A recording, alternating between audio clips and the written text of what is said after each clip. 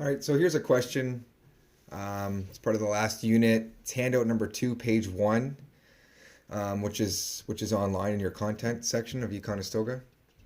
So, very basic starter question for power factor. Questions asking us wants to know the watts. So it says calculate the power in watts.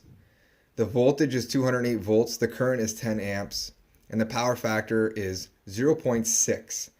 Anytime a question gives you the voltage and the current, that's your VA every time. With every question we're going to do, question gives you voltage, question gives you current, that is going to be your VA.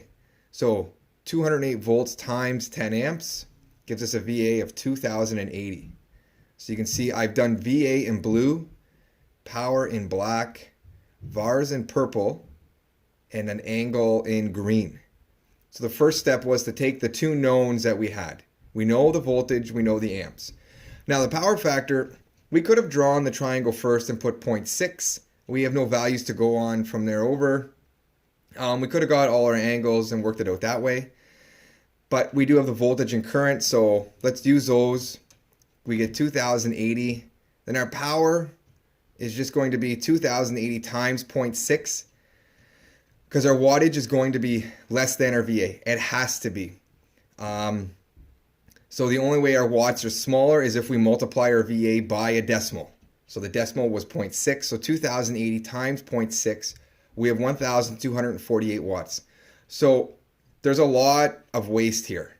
And if we wanted to go ahead and calculate our VARs, question didn't ask us to, but if we're going to work through all sides of the triangle, again, we're just rearranging Pythagorean theorem.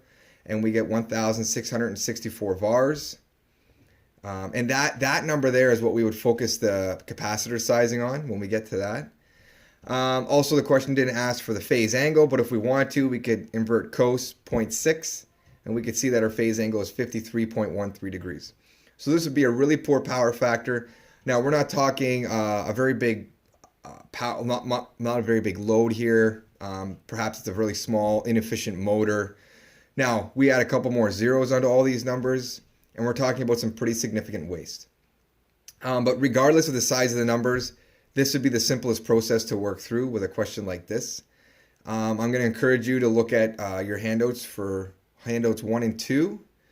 Apply these basic formulas, see if we can't work through these questions, and then we'll move on to some more advanced type stuff.